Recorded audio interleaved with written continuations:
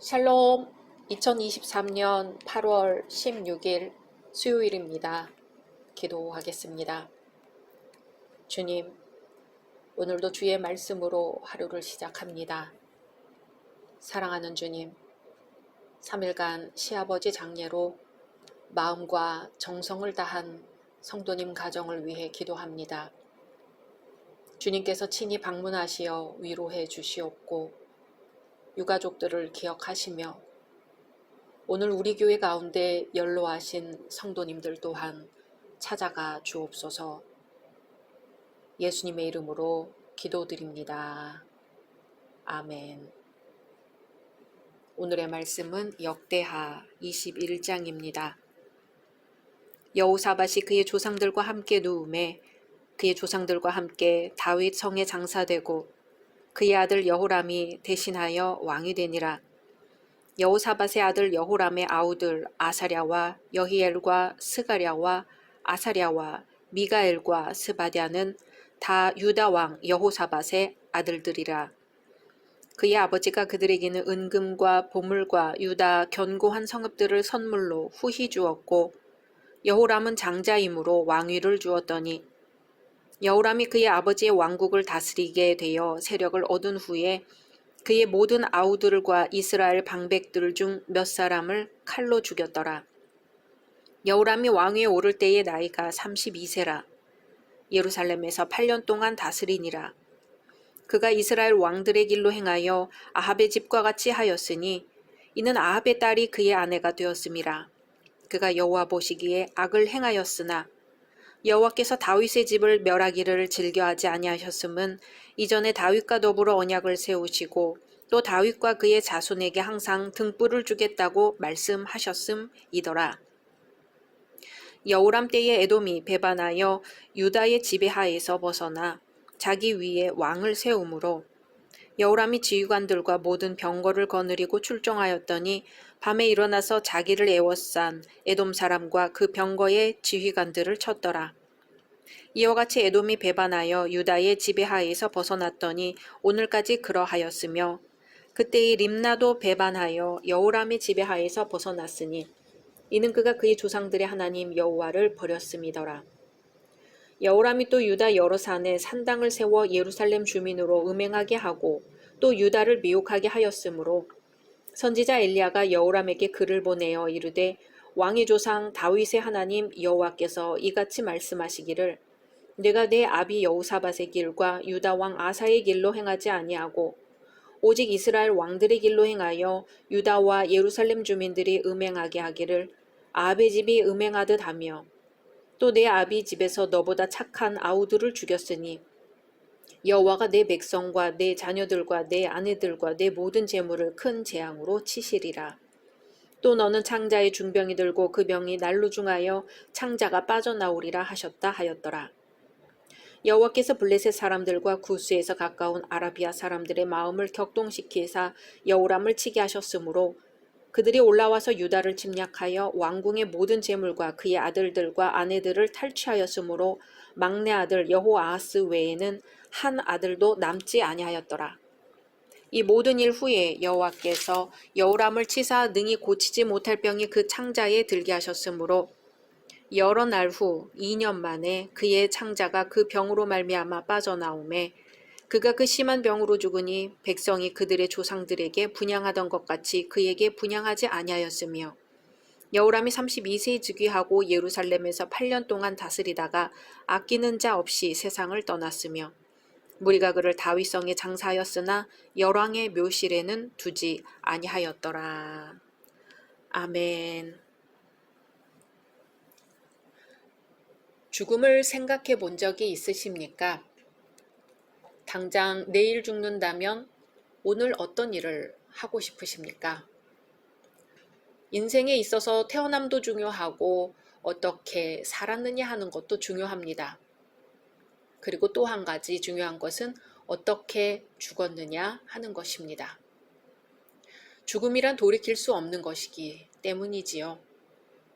살아온 과정들이 잘못되었으면 지금부터라도 남은 인생만큼은 심기일전에서 살 수도 있을 것입니다. 그러나 죽음은 돌이킬 수 없습니다.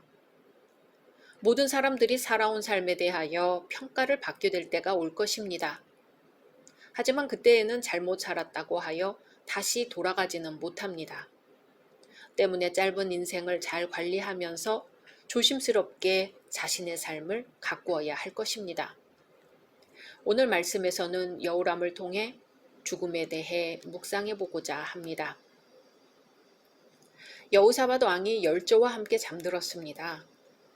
여호사밧에게는 아들 7명이 있었는데 여호람이 장자로서 왕이 되었습니다.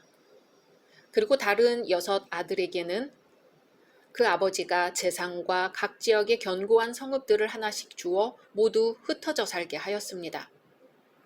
그런데 여호람은 차라리 왕이 되지 않았더라면 좋을 뻔했습니다. 여호람은 왕위에 오르자 왕권을 강화하기 위해 자기 형제 6명과 몇몇 유력한 반대 세력들을 잔인하게 죽이고 말았습니다. 왕이라는 직분이 얼마나 영광이요 복된 것입니까? 그런데 여호람은 오히려 왕의 직분을 화근으로 만들었습니다. 복을 복되게 한 것이 아니라 복을 화근이 되게 하였습니다. 왕의 자리란 사람의 생명을 보호하고 나라를 보호하고 백성들을 보호하는 것이 사명입니다.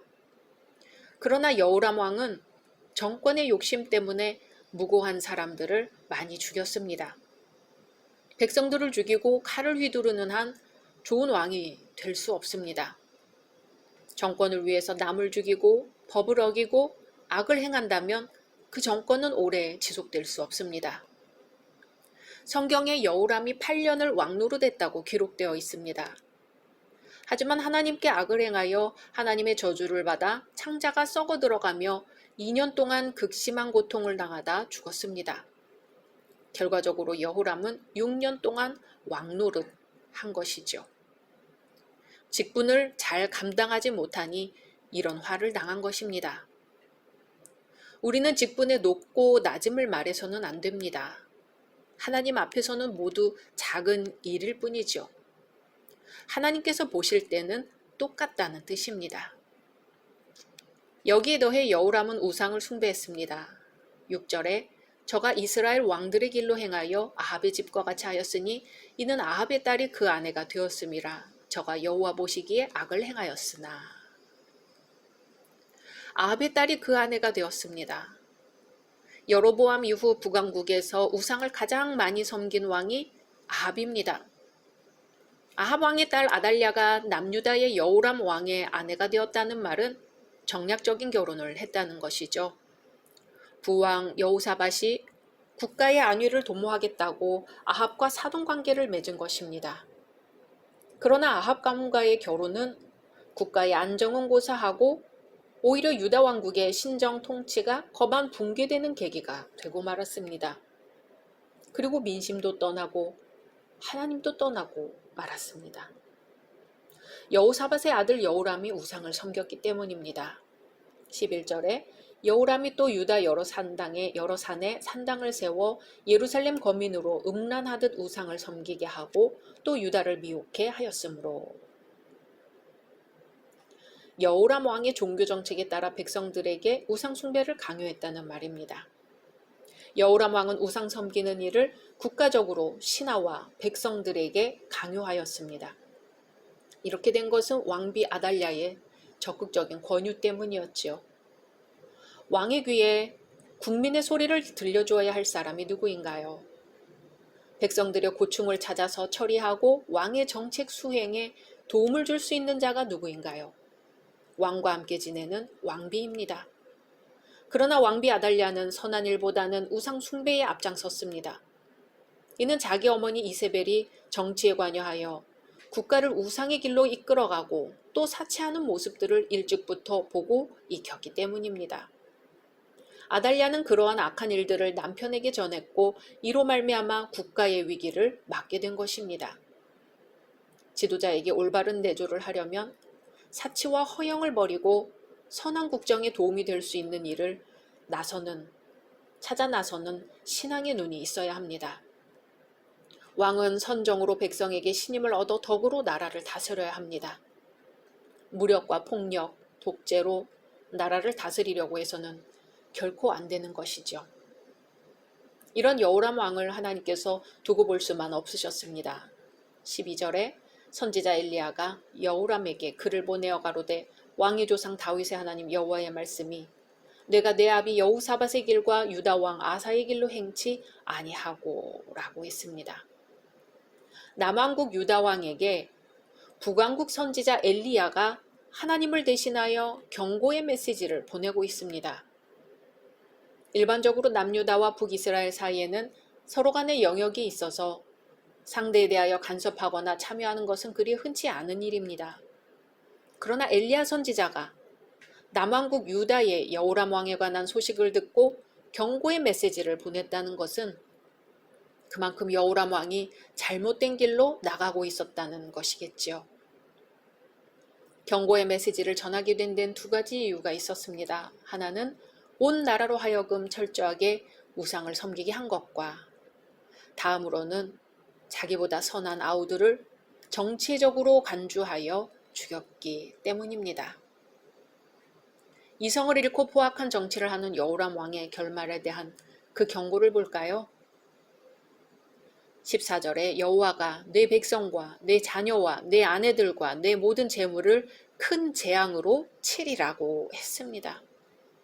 큰 재앙은 블레셋의 침입을 가리키는 것이죠. 그런가 하면 15절에는 또 너는 창자에 중병이 들고 그 병이 날로 중하여 창자가 빠져나오리라 했습니다. 여호람 왕이 오랜 기간 동안 병을 앓다가 죽게 될 것에 대한 예언으로서 이 예언은 그대로 성취되었습니다. 자신의 신분을 망각하면 하나님의 책망을 받게 됩니다. 선지자 엘리야는 다윗의 하나님이라는 호칭으로 여호람을 책망했습니다. 왜냐하면 그가 마땅히 따라야 할 다윗의 의로운 길에서 탈선하여 다윗의 자손이라는 신분을 더럽혔기 때문입니다. 명예로운 이름을 갖고 있었지만 그에 합당하게 살지 못했습니다. 악인의 멸망은 이렇듯 순식간에 임합니다. 여호람이 형제들 모두와 방백 몇 사람을 죽이고 왕권을 장악했을 당시 그 왕권은 영원히 존속될 것처럼 보였겠지요.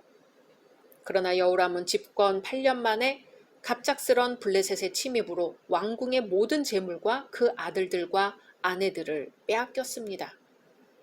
게다가 자신은 졸지에 중병에 걸려 2년 동안이나 고생하다가 죽고 말았습니다. 이처럼 악인의 멸망은 순식간에 배임을 당하는 풀과 같이 순식간에 이루어집니다. 시편 기자는 시편 37편 1절에서 이렇게 말합니다. 악을 행하는 자들 때문에 불평하지 말며 불의를 행하는 자들을 시기하지 말지어다. 그들은 풀과 같이 속히 배임을 당할 것이며 푸른 채소같이 쇠잔할 것이라고 합니다. 하나님께 인정받지 못하는 통치자는 백성들의 인정도 받을 수 없습니다. 유다 백성들은 여호람이 죽었을 때 애도하거나 분향하지 않았으며 저를 다윗의 열조의 묘실에 두지도 않았습니다. 이것은 그가 하나님의 징계뿐만 아니라 백성들로부터도 얼마나 많은 미움을 받았던가 하는 것을 보여줍니다. 그러므로 통치자들은 항상 하나님과 사람 앞에서 공히 인정받을 수 있어야 함을 명심해야 할 것입니다. 하나님께 인정받는 사람은 사람들에게도 인정받기 때문입니다. 지도자의 영향력은 크기 때문에 지도자를 선택하는 일에 신중함이 있어야 합니다. 그냥 투표 한 번 하고 말 일이 아니죠. 그들이 나의 생활 하나하나에 영향을 끼치고 삶의 질을 변화시킵니다.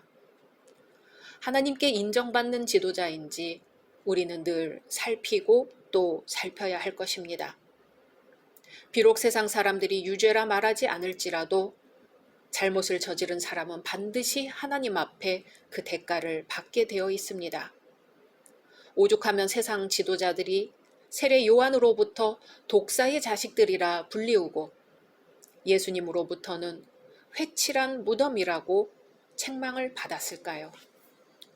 성도들은 항상 하나님의 자녀라는 이름에 합당한 열매를 맺는 생활을 해야 할 것입니다. 각자 말씀 묵상하신 후 주기도문으로 마치겠습니다. 샬롬. 2023년 8월 17일 목요일입니다. 기도하겠습니다. 주님, 오늘도 주의 말씀으로 하루를 시작합니다. 사랑하는 주님, 이미 입추가 지나고 매미소리가 가득 메웁니다. 주님, 곡식이 익어가려면 아직도 더 뜨거운 태양을 견뎌야 되겠지요. 우리 삶에 찾아오는 뜨거움이 단지 지치게 하기 위해서가 아니라 열매 맺기 위한 것임을 깨닫게 하소서. 예수님의 이름으로 기도드립니다. 아멘. 오늘의 말씀은 역대하 22장입니다. 예루살렘 주민이 여호람의 막내 아들 아하시야에게 왕위를 계승하게 하였으니 이는 전에 아라비아 사람들과 함께 와서 진을 치던 부대가 그의 모든 형들을 죽였습니다. 그러므로 유다 왕 여호람의 아들 아하시야가 왕이 되었더라. 아하시야가 왕이 될 때에 나이가 42세라. 예루살렘에서 1년 동안 다스리니라. 그의 어머니의 이름은 아달랴요 오므리의 손녀더라. 아하시야도 아합의 집 길로 행하였으니 이는 그의 어머니가 꾀어 악을 행하게 하였음이라. 그의 아버지가 죽은 후에 그가 패망하게 하는 아합의 집의 가르침을 따라 여호와 보시기에 아합의 집같이 악을 행하였더라. 아하시야가 아합의 집의 가르침을 따라 이스라엘 왕 아합의 아들 요람과 함께 길르앗 라못으로 가서 아람 왕 하사엘과 더불어 싸우더니 아람 사람들이 요람을 상하게 한지라. 요람이 아람 왕 하사엘과 싸울 때에 라마에서 맞아 상한 것을 치료하려 하여 이스라엘로 돌아왔더라. 아합의 아들 요람이 병이 있으므로 유다 왕 여호람의 아들 아사랴가 이스라엘에 내려가서 방문하였더라. 아하시야가 요람에게 감으로 해를 입었으니 이는 하나님께로 말미암은 것이라. 아하시야가 갔다가 요람과 함께 나가서 님시의 아들 예후를 맞았으니 그는 여호와께서 기름을 부으시고 아합의 집을 멸하게 하신 자이더라. 예후로 하여금 아합의 집을 심판하게 하실 때에 유다 방백들과 아하시야의 형제들의 아들들 곧 아하시야를 섬기는 자들을 만나서 죽였고 아하시야는 사마리아에 숨었더니 예후가 찾음에 무리가 그를 예후에게로 잡아가서 죽이고 이르기를 그는 전심으로 여호와를 구하던 여호사밧의 아들이라 하고 장사하였더라. 이에 아하시야의 집이 약하여 왕위를 힘으로 지키지 못하게 되니라. 아하시야의 어머니 아달랴가 자기의 아들이 죽은 것을 보고 일어나 유다 집의 왕국의 씨를 모두 진멸하였으나 왕의 딸 여호사밧이 아하시야의 아들 요아스를 왕자들이 죽임을 당하는 중에서 몰래 빼내어 그와 그의 유모를 침실에 숨겨 아달랴를 피하게 하였으므로 아달랴가 그를 죽이지 못하였더라. 여호사밧은 여호람 왕의 딸이요 아하시야의 누이요 제사장 여호야다의 아내이더라. 요아스가 그들과 함께 하나님의 전에 6년을 숨어있는 동안에 아달랴가 나라를 다스렸더라. 아멘. 자녀들은 부모의 영향을 절대적으로 받습니다. 아하시야는 남유다의 5대 왕 여호람의 막내 아들입니다. 그의 어머니는 우상을 섬기는 아달랴이죠. 이 아달랴 때문에 5대 왕 여호람도 망하게 되었고 6대 왕 아하시야도 망하게 되었습니다. 여호람 재위 당시 아라비아 군대들이 남유다를 침략했을 때 막내 아들 아하시야만 남고 왕자들이 다 죽임을 당했습니다. 그래서 여호람이 죽자 막내 아들 아하시야가 BC 841년경 그의 나이 42세에 남유다의 6대 왕이 되었습니다. 그는 그의 통치 기간 1년 만에 북이스라엘 왕 요람과 연합하여 아람을 치다가 예후에게 치명상을 입고 무깃도로 도망가서 거기서 죽임을 당했습니다. 그러면 아하시야는 어떤 사람이었을까요? 아하시야는 모친의 영향을 절대적으로 받은 왕이었습니다. 2절에 아하시야가 왕이 될 때에 나이가 42세라 예루살렘에서 1년 동안 다스리니라. 그의 어머니의 이름은 아달랴요 오므리의 손녀더라. 아멘. 아하시아의 어머니는 아달랴입니다. 아달랴는 북이스라엘의 7대 왕인 아합의 딸입니다. 아달랴는 어머니 이세벨의 영향을 많이 받았습니다. 남유다의 5대 왕 여호람과 결혼을 하여 왕비가 되었지요. 그녀의 어머니 이세벨은 악한 여자였는데 아달랴도 어머니를 닮아 잔인하고 악하였습니다. 아달랴는 하나님을 대적하고 우상을 섬기는 사람이었습니다. 이런 어머니에게 아하시아도 영향을 받아 하나님을 섬기는 대신 우상을 섬겼습니다. 3절에 아하시아도 아합의 집 길로 행하였으니 이는 그의 어머니가 꾀어 악을 행하게 하였습니다. 아멘. 모친이 아들을 꾀었습니다. 하나님을 대적하고 우상을 섬기라고 꾀었습니다. 아달랴는 자기도 나쁜 사람이었고 아들도 나쁜 사람이 되게 했습니다. 아하시아는 42세의 왕이 되었습니다. 나이가 40이 넘었으며 옳고 그름을 판단할 수 있는 나이입니다. 하지만 옳고 그름을 판단하는 지각이 없었습니다. 옳고 그름을 구별하지 못하여 악을 꾀하는 쪽으로 넘어갔습니다. 왕의 자리와 지도자의 자리에 있는 자들은 옳고 그름을 잘 판단하는 지혜가 있어야 합니다. 판단하는 지혜가 부족하면 역사의 못된 왕이 되고 마는 거지요. 나라를 잘 다스린다는 것은 쉬운 일이 아닙니다. 경제를 안정시키고 사회를 안정시키는 것도 쉬운 일이 아닙니다. 국민을 잘 살게 하고 태평을 누리게 하는 것도 쉬운 일이 아닙니다. 좋은 왕이 되어야 백성들이 평화롭습니다. 우리도 판단력과 결단력이 부족하면 넘어집니다. 하나님의 뜻이면 목숨 걸고 충성하고 하나님의 뜻이 아니면 생명을 다해 하지 말아야 합니다. 하나님이 기뻐하는 일이라면 힘들어도 행동하고 하나님이 기뻐하지 않는 일은 아무리 좋아도 하지 말아야 하는 것입니다. 빛과 어두움, 선과 악, 좋은 것과 나쁜 것, 믿음과 불신, 순종과 불순종을 분명히 구별하여 하나님이 원하시는 쪽으로 행동해야 합니다. 그래야 아하시아의 실수가 나의 실수가 되지 않습니다. 아하시아는 아합의 길을 따랐습니다.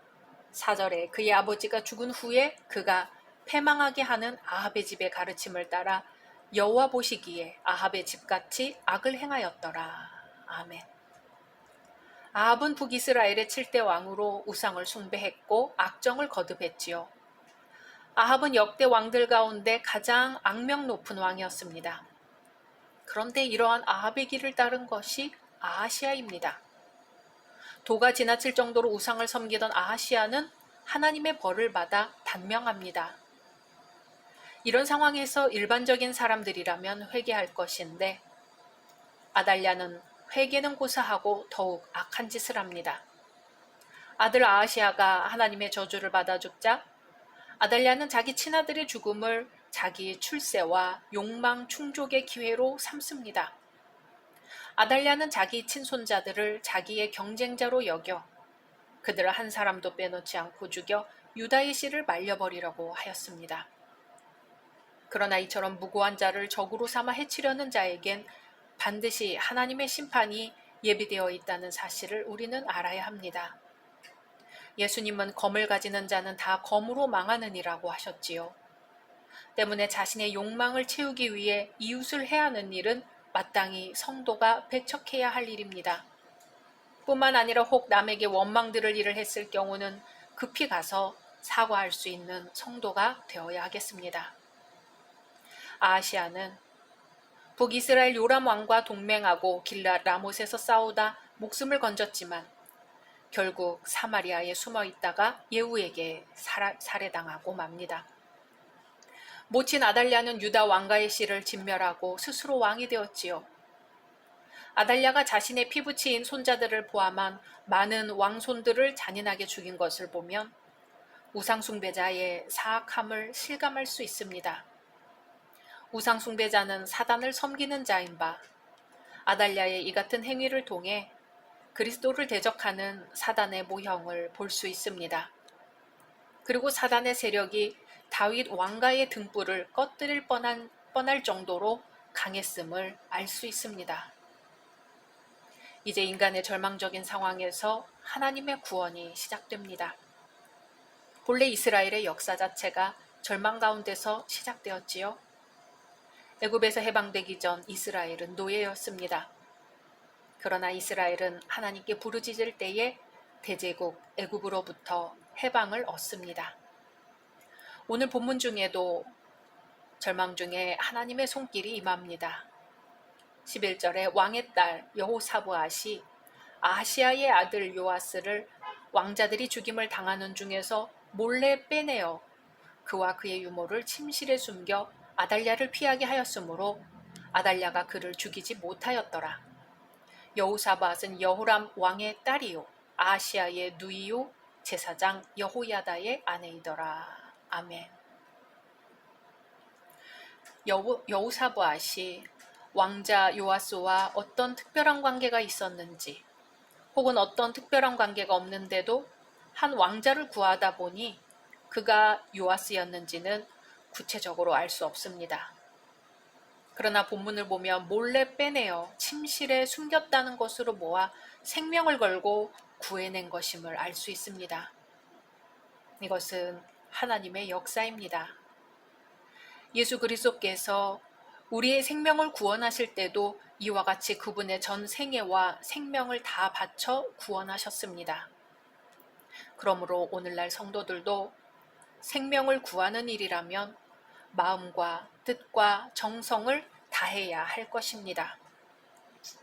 아달랴가 유다 왕의 씨를 말리려 한 것은 자기 출세를 위해 화근을 제거하려 한 것이었지만 그것은 또한 다윗의 후손에게서 메시아가 나리라고 하신 하나님의 원대한 뜻과 경륜을 무너뜨리는 행위였습니다. 아달랴가 하나님의 약속을 지키지 못하도록 다윗 가문의 씨를 진멸하려고 했으니 얼마나 악한 일을 행한 것입니까? 그러나 하나님께서는 여호사브앗을 통해 다윗의 후손을 구원하십니다. 여호사브앗은 멸망당하는 유다 왕가의 왕자 중에 한 사람이라도 구해내겠다는 선한 행위를 하였습니다. 그럼으로써 하나님의 원대한 뜻과 경륜의 맥을 이어놓는 놀라운 일을 하였습니다. 참으로 패역한 아합 왕가와 아시아를 심판한 예후와 같이 하나님으로부터 선택받은 사람이었습니다. 사랑하는 열린 성도 여러분, 어떤 길을 가고 계십니까? 내 뜻대로 가고 있습니까? 하나님의 뜻대로 가고 있습니까? 넓은 길로 가고 있습니까? 좁은 길로 가고 있습니까? 멸망의 길로 가고 있습니까? 영생의 길로 가고 있습니까? 우리는 누구를 닮아 가고 있습니까? 아하시아는 악한 모친의 길을 갔습니다. 심지어 아합의 길을 갔습니다. 우리 앞에 예수의 길이 놓였습니다. 오늘 어느 쪽으로 발걸음을 옮기시겠습니까? 각자 말씀 묵상하신 후 주기도문으로 마치겠습니다.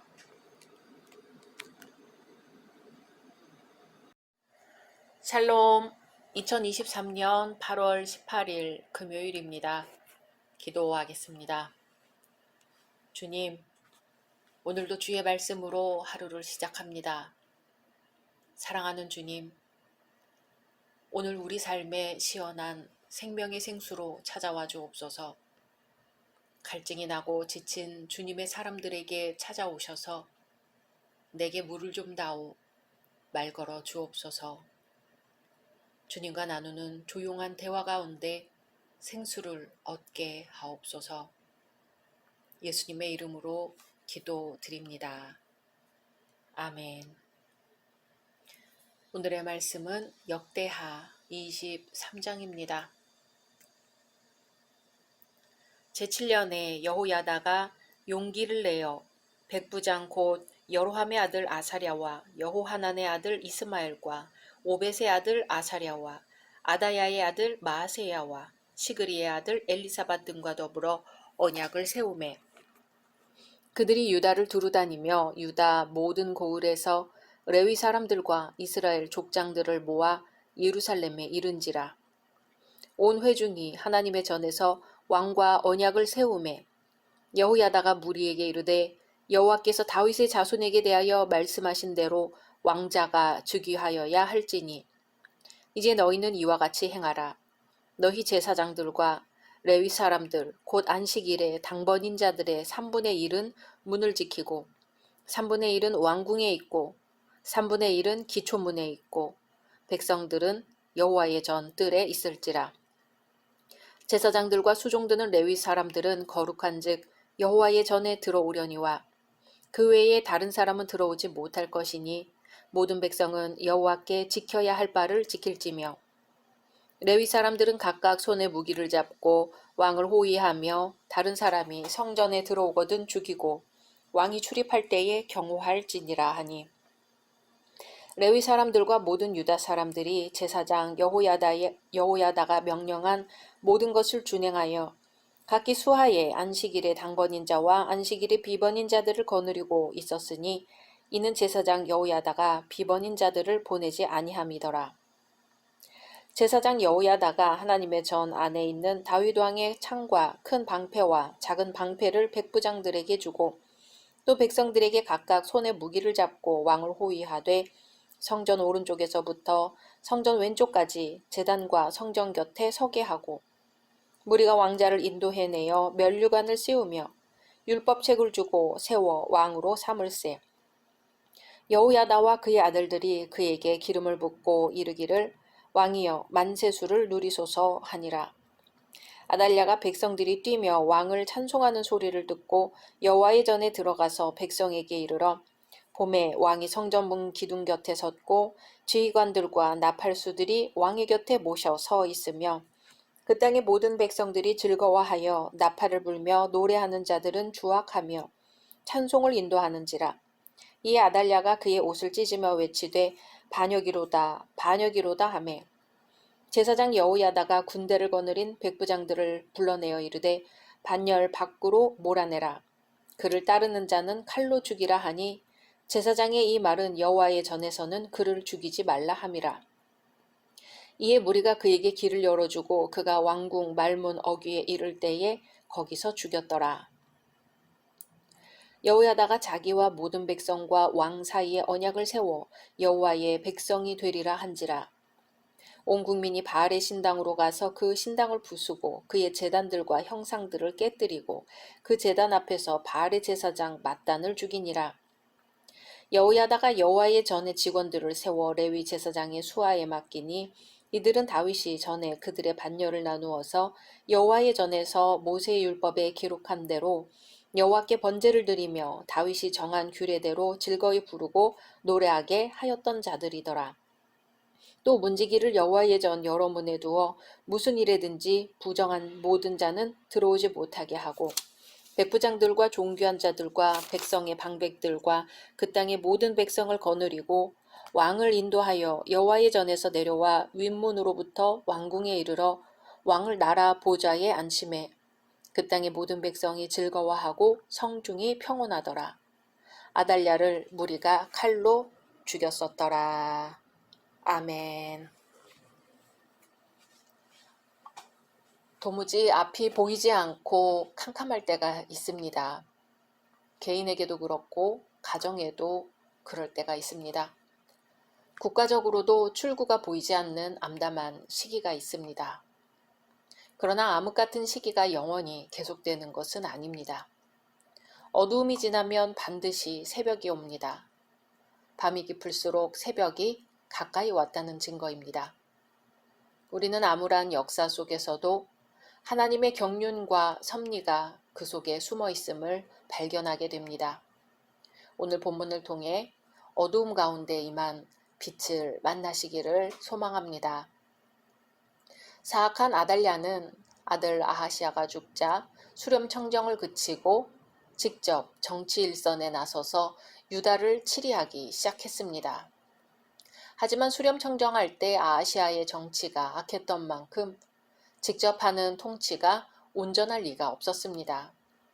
여호야다는 아달랴의 통치가 극에 달하여 모든 백성들의 마음이 그녀에게서 완전히 돌아설 때까지 6년이라는 세월을 기다렸습니다. 1절에 제7년에 여호야다가 용기를 내어 백부장 곧 여로함의 아들 아사랴와 여호하난의 아들 이스마엘과 오벳의 아들 아사랴와 아다야의 아들 마아세야와 시그리의 아들 엘리사밧 등과 더불어 언약을 세우매. 아멘. 7년 만에 거사를 도모하는 거지요. 여호야다는 거사가 충분히 성공할 수 있으리라는 확신이 섰을 때 요아스를 유다의 왕으로 옹립하기 위한 일을 도모하였습니다. 이처럼 의롭고 하나님께서 함께 하시는 일일지라도 때를 신중히 기다려 시기가 충분히 무르익은 다음에 일을 도모해야 합니다. 그러할 때에 거사하는 사람의 실수와 피해를 줄이고 온전히 그 일을 이룰 수 있기 때문입니다. 여호야다는 6년이라는 기나긴 세월을 아달랴의 악정 속에서도 요아스를 유다의 새 왕으로 옹립할 때만을 기다렸다는 것은 얼마나 신중하게 준비했는지를 보여주는 대목이지요. 그러므로 용감한 사람은 시기를 가리지 않고 의를 위하여 무모하게 덤벼드는 사람이 아니요, 시기를 꾹 참고 기다렸다가 때가 오면 주저없이 용감히 일어서는 사람입니다. 그러므로 성도들도 불의를 꾹 참고 기다리다가도 하나님의 섭리와 경륜의 때다 싶으면 주저없이 일어서야 합니다. 거사는 혼자 하는 것이 아닙니다. 동역자들이 있어야 하지요. 여호야다는 은밀하게 동역자들을 모았습니다. 매우 지혜로웠고 거사하는 방법을 알았던 사람입니다. 그래서 그 엄청난 일을 혼자 하려 하지 않고 의롭고 충성심이 강한 몇 사람을 동역자로 규합했습니다. 아사랴와 이스마엘과 아사랴와 마아세야와 엘리사밧 등이 그들이었습니다. 그들을 통해 백성들에게 거사 계획을 알리고 백성들의 마음을 하나로 묶었습니다. 2절에 그들이 유다를 두루다니며 유다 모든 거울에서 레위 사람들과 이스라엘 족장들을 모아 예루살렘에 이른지라. 아멘. 여호야다가 동역자로 규합한 몇 사람들을 유다 전역에 보내어 백성들에게 그의 뜻을 알렸을 때 유다 사람과 백성의 대표인 족장들이 한 고울도 빠지지 않고 나왔습니다. 그만큼 그는 백성들에게 깊은 신뢰를 얻고 있었던 것이죠. 이처럼 지도자가 군중들에게 지지와 신뢰를 얻는다는 것은 매우 중요한 일입니다. 특히 어렵고 중요한 일일수록 깊은 신뢰가 없으면 성사되기가 어렵습니다. 하나님의 일을 하는 사역자들도 여호야다가 유다 지도자들과 백성들에게 얻었던 깊은 신뢰를 교회 안의 성도들에게뿐만 아니라 교회 밖의 사람들에게도 얻어야 하겠지요. 여호야다는 하나님께서 다윗에게 하신 약속을 기억했습니다. 그래서 말합니다. 3절에 온 회중이 하나님의 전에서 왕과 언약을 세우매 여호야다가 무리에게 이르되 여호와께서 다윗의 자손에게 대하여 말씀하신 대로 왕자가 즉위하여야 할지니. 아멘. 그는 하나님께서 다윗의 왕위가 대대로 지속될 것과 그 계통에서 메시아가 날 것이라고 하는 언약을 다윗과 세우셨다는 것을 알고 있었습니다. 그리고 그 언약이 비록 하나님께서 다윗에게 일방적으로 세우신 것이지만 인간의 입장에서도 그 언약을 성취하기 위해 충분히 노력해야 한다는 것을 알았습니다. 그리하여 온 백성이 이를 위하여 함께 일어설 것을 권면하였던 것이죠. 4절에 이제 너희는 이와 같이 행하라. 너희 제사장들과 레위 사람들 곧 안식일의 당번인 자들의 3분의 1은 문을 지키고 라고 했습니다. 언제든지 하나님의 사람들은 어려운 일에 적극적인 사역자로 나서야 합니다. 주님께서 바로 이러한 모습을 우리에게 먼저 보여주셨습니다. 이제 레위 사람 및 모든 유다 사람들이 여호야다의 명령대로 준행합니다. 6절에 제사장들과 수종드는 레위 사람들은 거룩한즉 여호와의 전에 들어오려니와 그 외에 다른 사람은 들어오지 못할 것이니 모든 백성은 여호와께 지켜야 할 바를 지키며. 아멘. 그리고 여호야다는 레위인들에게 만일의 사태를 대비하게 했습니다. 7절에 레위 사람들은 각각 손에 무기를 잡고 왕을 호위하며 다른 사람이 성전에 들어오거든 죽이고 왕이 출입할 때에 경호할지니라 하니. 아멘. 여호야다는 다윗 왕이 전리품으로 얻었던 창과 크고 작은 방패들을 백부장들에게 나누어 주고 그들과 병기를 잡은 백성들로 하여금 대관하게 될 새 왕을 엄히 보호하도록 지시를 했습니다. 그렇게 대관식의 위험을 떨어뜨리지 않도록 했습니다. 여호야다는 새로 기름 부음 받은 왕에게 율법책을 주었습니다. 11절에 무리가 왕자를 인도해내어 면류관을 씌우며 율법책을 주고 세워 왕으로 삼을세. 여호야다와 그의 아들들이 그에게 기름을 붓고 이르기를 왕이여 만세수를 누리소서 하니라. 아멘. 여호야다는 무엇보다도 아하시아와 아달랴가 아합의 길을 따라 우상을 섬겨 하나님께 범죄하고 폭정을 베풀게 되었다는 걸 알고 있었습니다. 그러므로 다윗의 맥을 잇는 유다의 새 왕 요아스가 하나님의 말씀을 가까이 하고 거기에서 교훈을 얻어 올바로 유다를 다스리도록 가장 먼저 율법책을 준 것입니다. 이 일이 진행되는 동안 아달랴는 전혀 모르고 있었습니다. 일의 성격상 은밀하게 진행된 것이죠. 그렇다 할지라도 아달랴가 전혀 모르고 있다는 것은 그녀에게 진심으로 충성하는 자들이 없었다는 것을 뜻합니다. 유다 온 백성들과 대제사장 그리고 레위인들과 군인들이 모여 요아스를 유다의 왕으로 옹립하는 대관식을 거행하고 있었는데도 이를 전혀 알아차리지 못했던 것입니다. 때문에 분주한 소리와 새 왕을 찬양하는 소리가 나는 쪽으로 가보고서야 무슨 일이 일어나고 있다는 것을 알았습니다. 그만큼 백성들에게 신망을 잃을 정도로 폭정을 베풀었다는 것이겠죠. 우습게도 아달랴는 자기 반역은 생각지 않고 요아스의 주기를 반역으로 규정합니다. 13절에 아달랴가 그의 옷을 찢으며 외치되 반역이로다 반역이로다 하매. 그러나 이제 아달랴의 시대는 저물었습니다. 아달랴는 비참하고도 저주스러운 죽음을 당했습니다. 권력을 잡기 위해 손자들을 무자비하게 살해했고 권력을 잡은 후에는 이스라엘 백성들에게 폭정을 베풀었던 아달랴. 아달랴는 여호와의 전에서 쫓겨나 말문 어귀에서 죽는 비참한 최후를 맞이했습니다. 드디어 우상을 섬기던 여왕이 죽고 유다 왕권이 회복됩니다. 하나님의 나라가 새 출발을 하게 된 것입니다.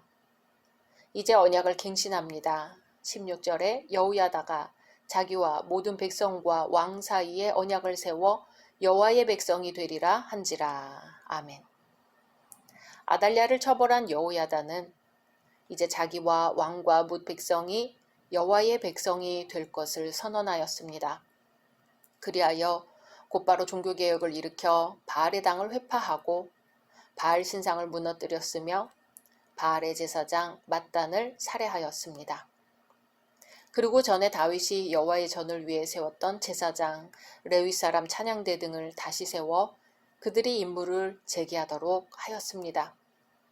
비로소 여호와를 경배하는 제사가 새롭게 시작됐습니다. 하나님의 율법에 따른 통치가 시작되었습니다. 이렇게 요아스의 대관식과 여호야다의 종교개혁은 일단락되었으며 아달랴는 비참한 종말을 고했습니다. 이 일로 인하여 21절에 그 땅의 모든 백성이 즐거워하고 성중이 평온하더라. 아멘. 사랑하는 열린 성도 여러분, 여호야다는 유다 왕국 역사상 가장 어두운 시기를 빛으로 만들어낸 사람입니다. 그는 어두움 가운데 빛을 잉태했습니다. 때를 기다리며 준비했습니다. 동역자들을 모았고요. 때가 이르자 분연히 일어나 하나님의 의를 행하기 시작했습니다. 우리 일생에도 나라에도 어두움이 있을 수 있습니다. 하나님의 사람은 어두울 때 빛을 발합니다. 우리는 세상의 빛입니다. 작은 촛불 하나가 어두운 방을 비출 수 있습니다. 작은 전구 하나를 통해 어두운 밤이 밝아집니다. 오늘도 주님은 우리가 세상 가운데 빛으로 소금으로 살아가기를 원하십니다. 각자 말씀 묵상하신 후 주기도문으로 마치겠습니다.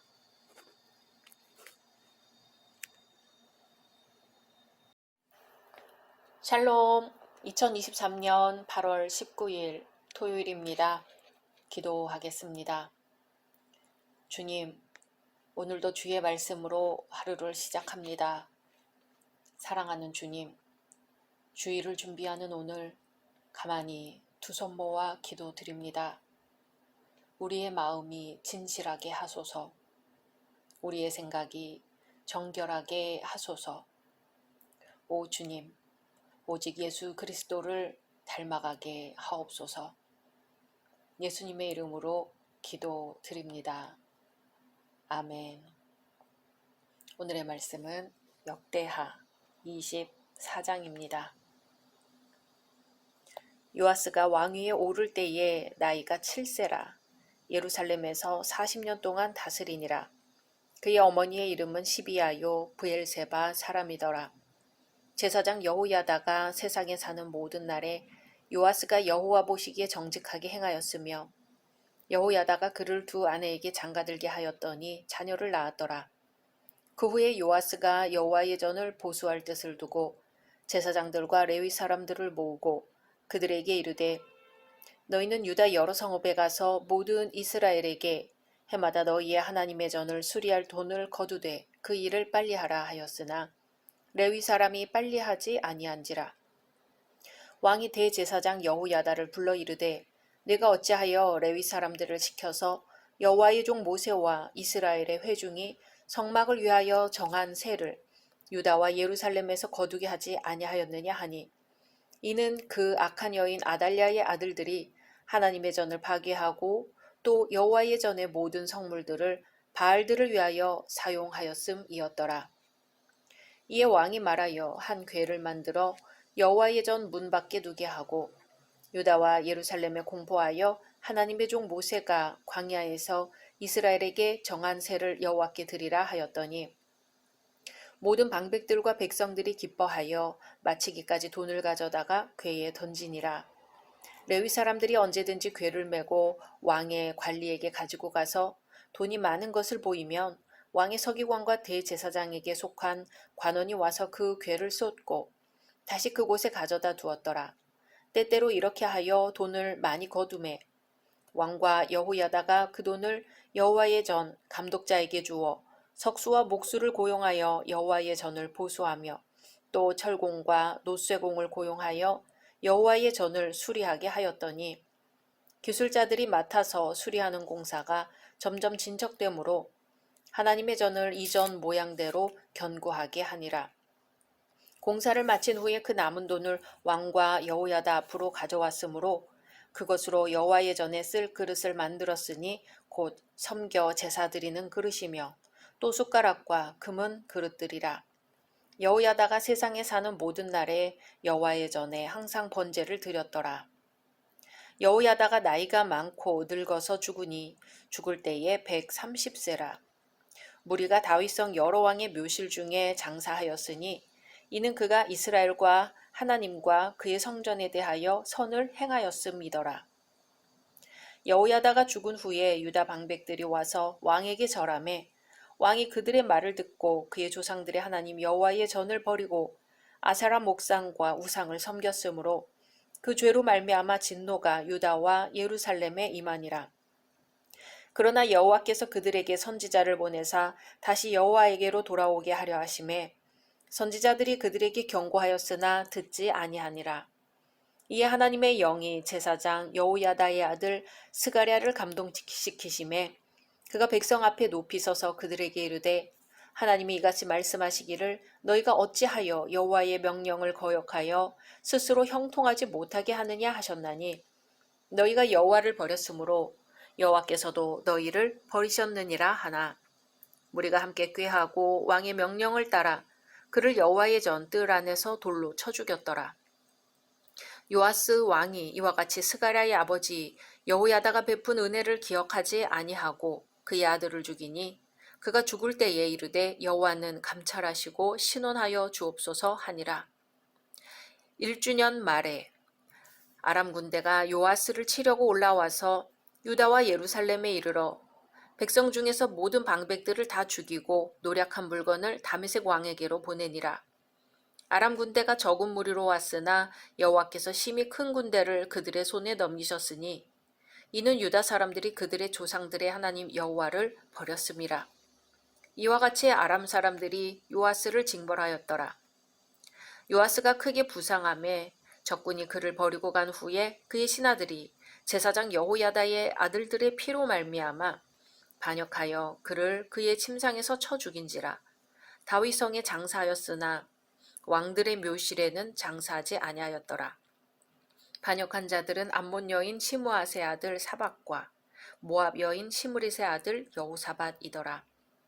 요아스의 아들들의 사적과 요아스가 중대한 경책을 받은 것과 하나님의 전을 보수한 사적은 다 열왕기 주석에 기록되니라.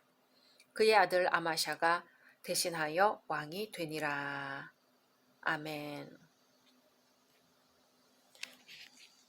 한 사람을 돕는 좋은 조언자 또는 상담자를 멘토라고 하지요. 오늘 본문에 좋은 멘토가 등장합니다. 믿음으로 어린 나이에 요아스를 왕으로 세운 여호야다입니다. 남왕국 유다 왕 요아스는 아달랴의 폭정 가운데 죽음의 고비를 넘겼습니다. 요아스의 할머니 아달랴는 자신의 아들이며 요아스의 부친인 아하시아가 죽자 자신의 모든 손자들을 죽이고 정권을 차지했습니다. 이런 폭정 가운데 요아스는 성전에서 숨어 지냈지요. 그때부터 대제사장 여호야다의 교훈을 받고 자랐으며 여호야다의 도움을 받아 나라를 다시 찾았습니다. 여호야다가 살아있는 동안 요아스는 우상을 멀리하고 성전을 수리하는 놀라운 일들을 행했습니다. 이렇듯 누군가에게 좋은 가마력을 끼치고 사는 것은 그렇게 쉽지 않습니다. 좋은 가마력은 고사하고 욕 안 먹는 것도 마음대로 되지 않는 게 현실이지요. 본문 2절에 제사장 여호야다가 세상에 사는 모든 날에 요아스가 여호와 보시기에 정직하게 행하였으며 아멘. 여기서 여호야다가 세상에 사는 모든 날에 라는 말씀을 보면 요아스 왕이 여호와 보시기에 정직하게 살았는데 이는 여호야다의 감화 때문인 것을 알 수 있습니다. 요아스 왕은 남유다의 8번째 왕이었습니다. 7살에 왕이 되어 40년을 치리했습니다. 어릴 때 왕이 되었으니 당연히 어머니의 영향을 받았을 법하지만 요아스 왕에게 더 큰 영향을 준 사람은 제사장 여호야다였습니다. 여호야다는 선한 가마력을 가지고 있었고 그의 가마는 죽는 날까지 지속되었습니다. 여호야다가 사는 모든 날에 요아스가 여호와 보시기에 정직히 행했기 때문입니다. 요아스는 특별히 성전 중수를 마음먹고 실천했습니다. 요아스는 여호와의 전에 숨겨져 목숨을 구원받고 그곳에서 자라났으며 그곳에서 왕으로 옹립이 되었습니다. 요아스에게 여호와의 전은 매우 의미 있는 고향과 같은 곳입니다. 그리하여 성전을 바라볼 때마다 마음의 평안을 얻을 수 있었을 것이며 하나님의 은혜를 강렬하게 느낄 수 있었을 것입니다. 그러니 요아스가 성전 수리의 뜻을 두었다는 것은 이상할 것이 없습니다. 요아스는 제사장과 레위인에게 성전 중수를 급히 착수할 것을 명령합니다. 5절에 제사장들과 레위 사람들을 모으고 그들에게 이르되 너희는 유다 여러 성읍에 가서 모든 이스라엘에게 해마다 너희의 하나님의 전을 수리할 돈을 거두되 그 일을 빨리 하라. 아멘. 이렇듯 요아스가 성전을 사랑하는 마음은 그저 의례적이거나 형식적인 것이 아니었습니다. 마치 자기 일인 것처럼 서둘렀습니다. 그리하여 한번 명령하였던 성전 중수가 제대로 시행되지 않자 대제사장 여호야다를 불러 꾸짖기까지 하였습니다. 요아스가 자기 일같이 관심을 가지고 제사장과 레위 사람을 질책하였기 때문에 성전 중수를 무사히 마칠 수 있었습니다. 요아스가 제일 먼저 백성들로 하여금 성전 중수를 위하여 모세가 정한 세를 거두게 하였을 때는 여러 가지 사정으로 실패했습니다. 그래서 두 번째 방법으로 궤를 만들어 여호와의 전 문 밖에 둠으로써 백성들로 하여금 자율적으로 헌금하게 했습니다. 이 방법은 백성들에게 좋은 반응을 일으켜 백성들과 방백들이 즐거운 마음으로 헌금을 하였고, 그 결과 성전을 중수하는데 충분하고도 남을 정도의 헌금이 거두어졌습니다. 왕과 여호야다는 그 돈을 효율적으로 관리하고 사용하였습니다. 요아스와 여호야다는 레위인들을 시켜 헌금궤에 헌금이 가득 찰 때마다 그 돈을 간역자에게 가져다 주게 하여 여호와의 전을 수리하는 부대 비용으로 사용하게 하는 등 헌금 관리를 철저하고도 효율적으로 하였습니다. 그리하여 성전 중수를 마치고 남은 돈까지도 낭비하지 않고 철저히 거두어들여 여호와의 전에 쓸 그릇, 숟가락 등을 만들었습니다. 오늘날도 그렇지요. 오늘날 하나님의 교회 안에서 사용되는 헌금도 이와 같이 조금의 낭비도 없이 효율적으로 철저히 관리되어야 할 것입니다. 이제 성전 수리가 마무리되었습니다.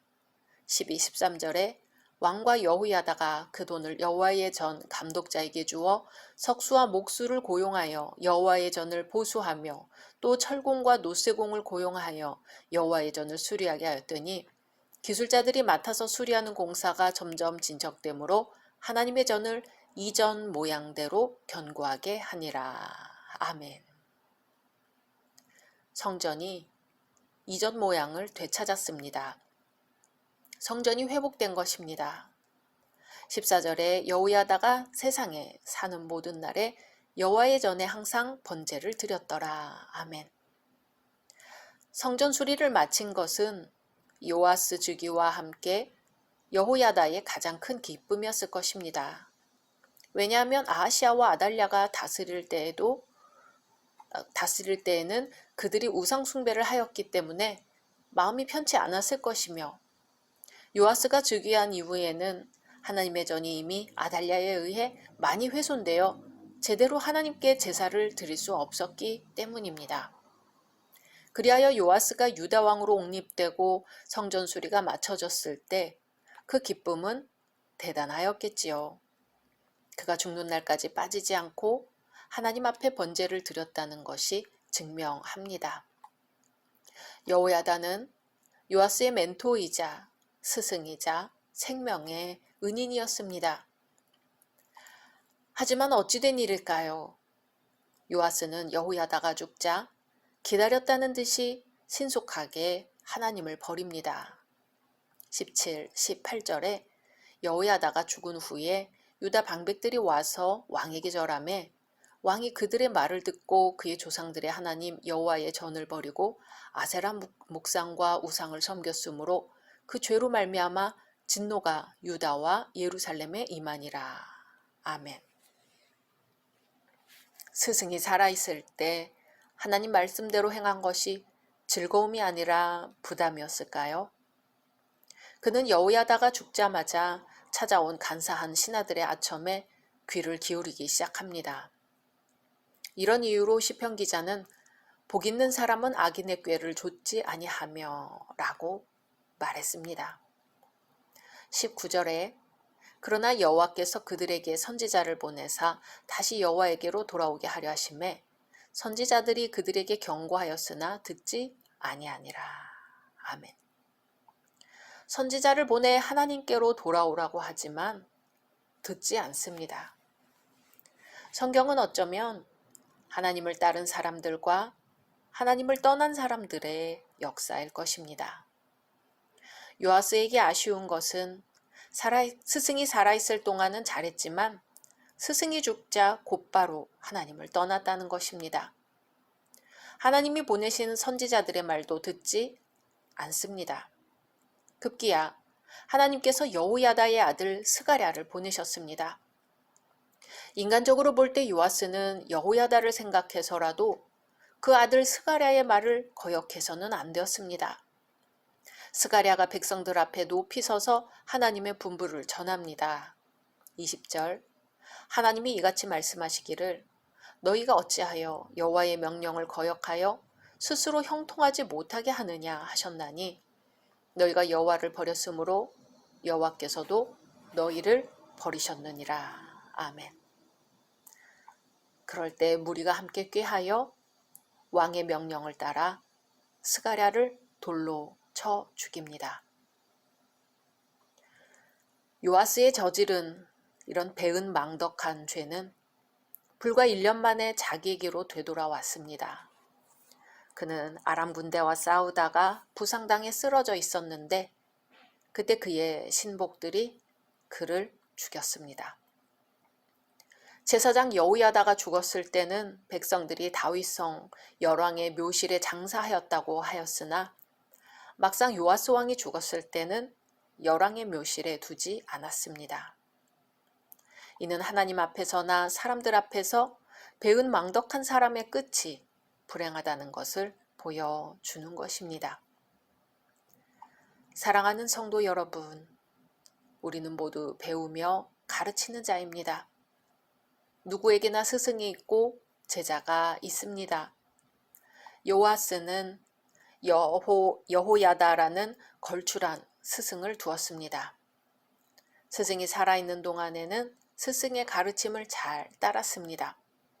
그 영향으로 나라도 부강했습니다. 우리의 영원한 스승은 예수 그리스도입니다. 예수님께 잘 배워 참된 성도, 행복한 가정, 좋은 교회를 이뤄야 할 것입니다. 각자 말씀 묵상하신 후 주기도문으로 마치겠습니다.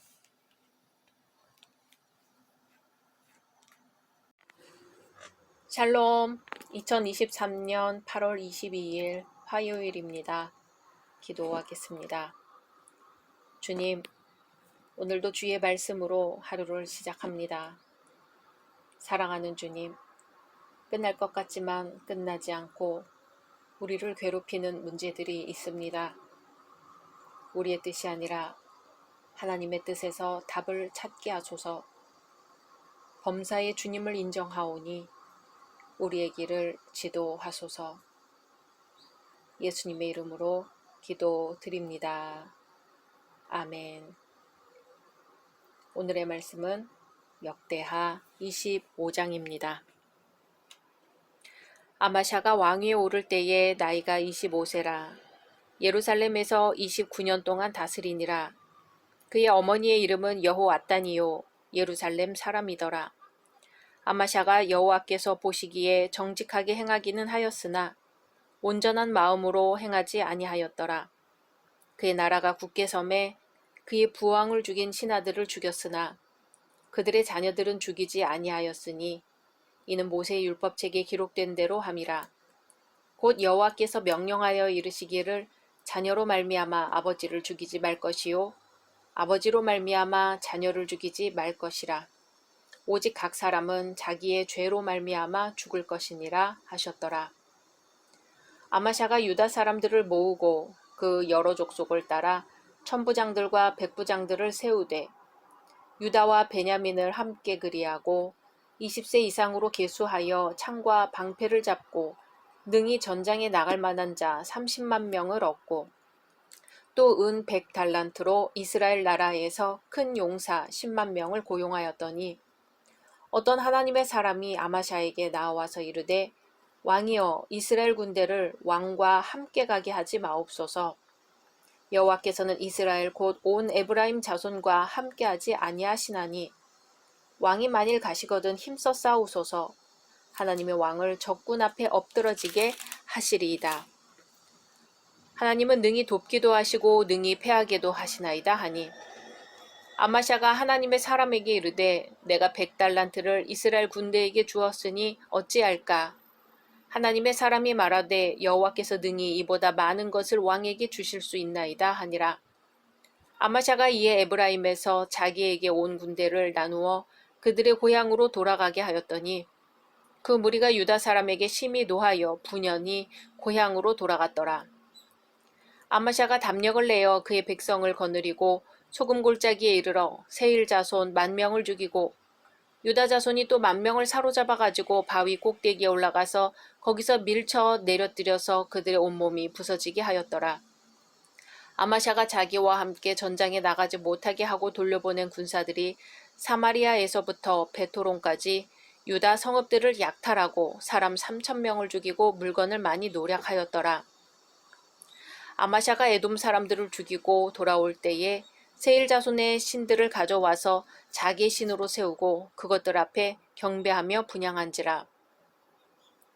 그러므로 여호와께서 아마샤에게 진노하사 한 선지자를 그에게 보내시니 그가 이르되 저 백성의 신들이 그들의 백성을 왕의 손에서 능히 구원하지 못하였거늘 왕은 어찌하여 그 신들에게 구하나이까 하며 선지자가 아직 그에게 말할 때에 왕이 그에게 이르되 우리가 너를 왕의 모사로 삼았느냐 그치라 어찌하여 맞으려 하느냐 하니 선지자가 그치며 이르되 왕이 이 일을 행하고 나의 경고를 듣지 아니하니 하나님이 왕을 멸하시기로 작정하신 줄 아노라 하였더라. 유다 왕 아마샤가 상의하고 예후의 손자 여호아하스의 아들 이스라엘 왕 요아스에게 사신을 보내어 이르되 오라 서로 대면하자 한지라. 이스라엘 왕 요아스가 유다 왕 아마샤에게 사람을 보내어 이르되 레바논 가시나무가 레바논 백향목에게 전가를 보내어 이르기를 내 딸을 내 아들에게 주어 아내로 삼게 하라 하였더니 레바논 들짐승이 지나가다가 그 가시나무를 짓밟았느니라. 내가 에돔 사람들을 쳤다고 내 마음이 교만하여 자긍하는도다. 내 궁에나 있으라. 어찌하여 화를 자초하여 너와 유다가 함께 망하고자 하느냐 하나. 아마샤가 듣지 아니하였으니 이는 하나님께로 말미암은 것이라. 그들의 에돔 신들에게 구하였으므로 그 대적의 손에 넘기려 하심이더라. 이스라엘 왕 요아스가 올라와서 유다 왕 아마샤와 더불어 유다의 베세메스에서 대면하였더니 유다가 이스라엘 앞에서 패하여 각기 장막으로 도망한지라.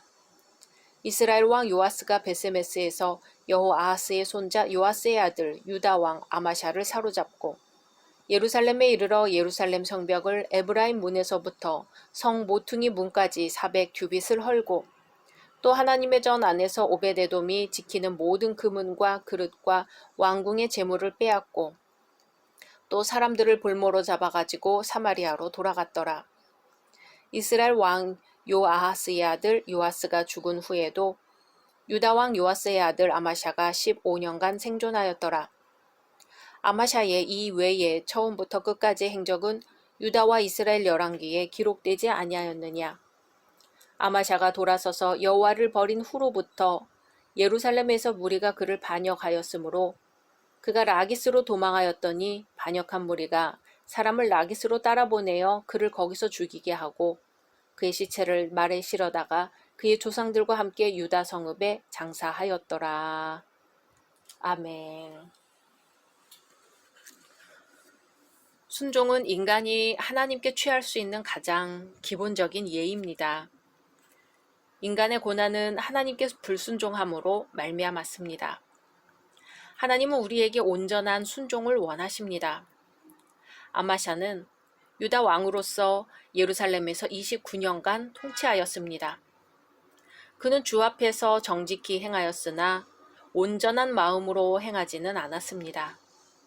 오늘 말씀을 통해 하나님 앞에서 온전한 마음으로 행하지 않은 것이 어떻게 믿음에서 일탈하게 되고 결국에는 비극적인 운명을 맞게 되는지를 볼 수 있습니다.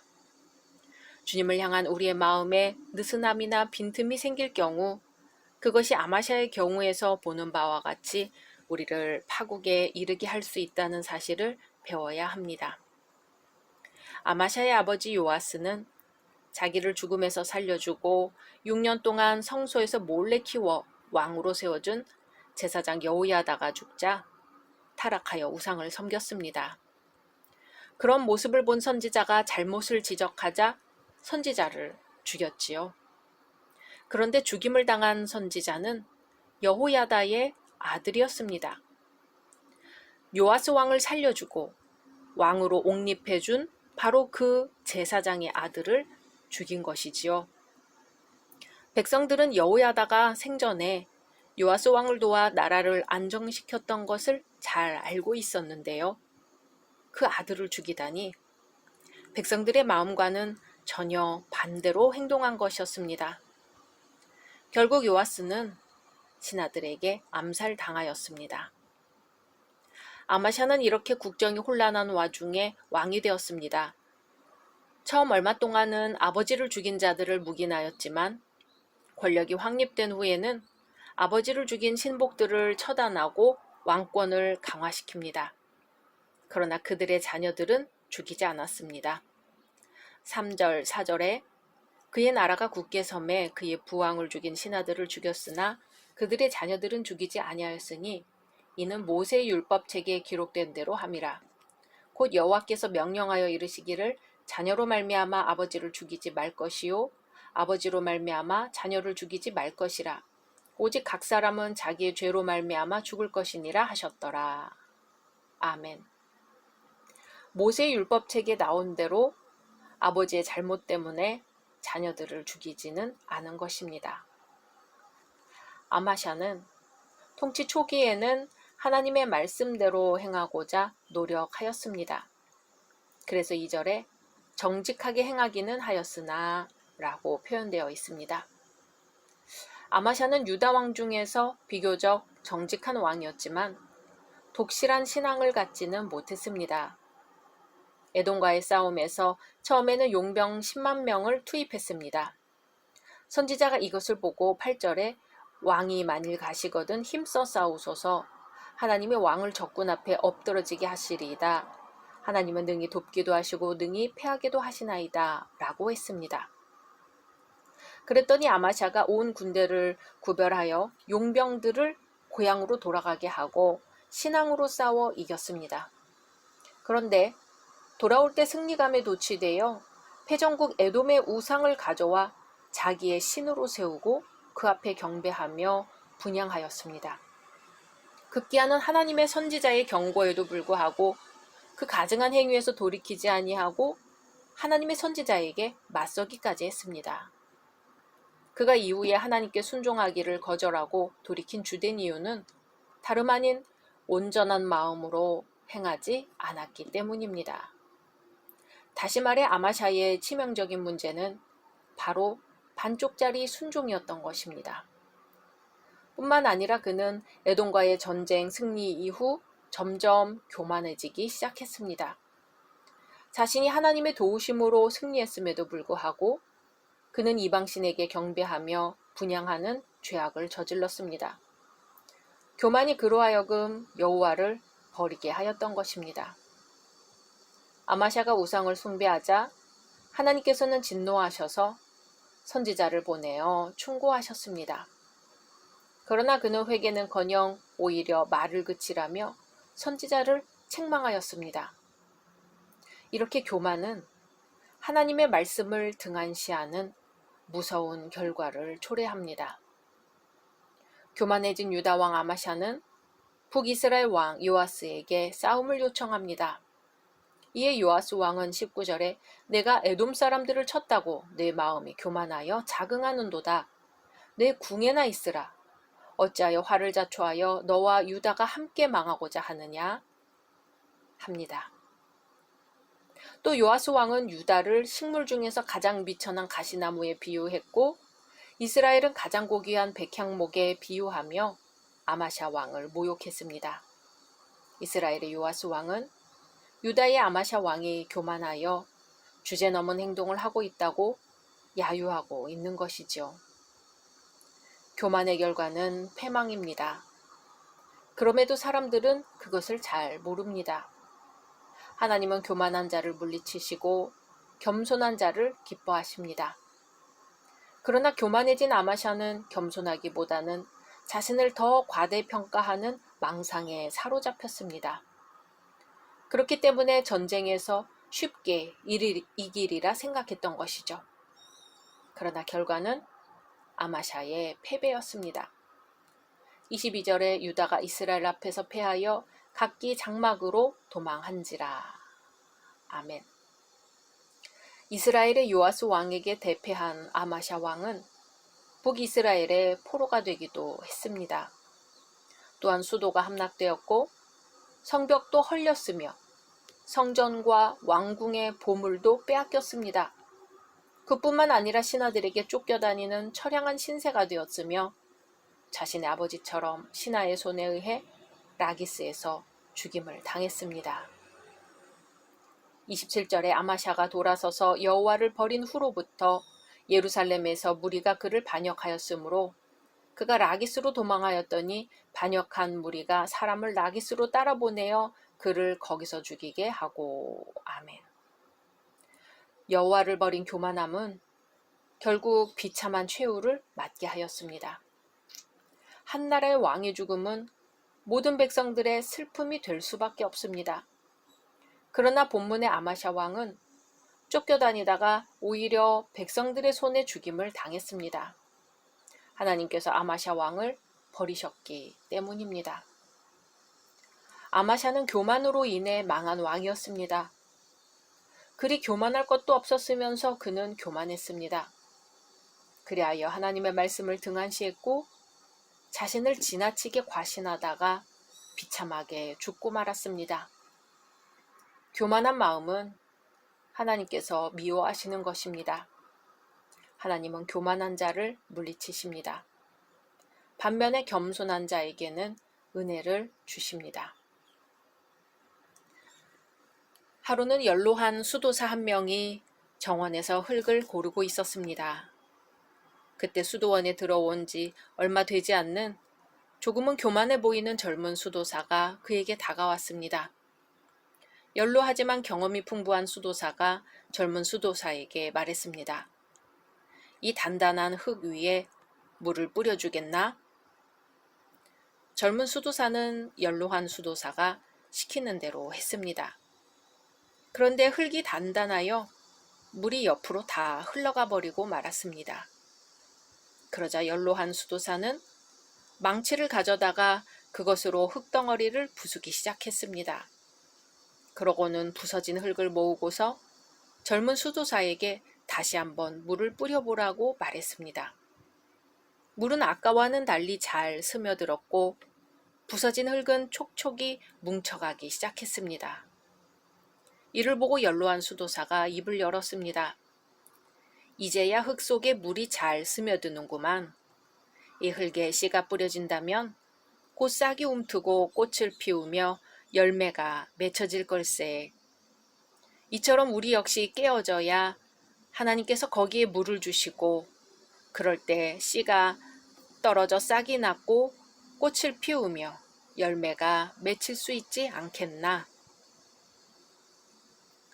교만한 마음에는 하나님이 역사하실 수 없습니다.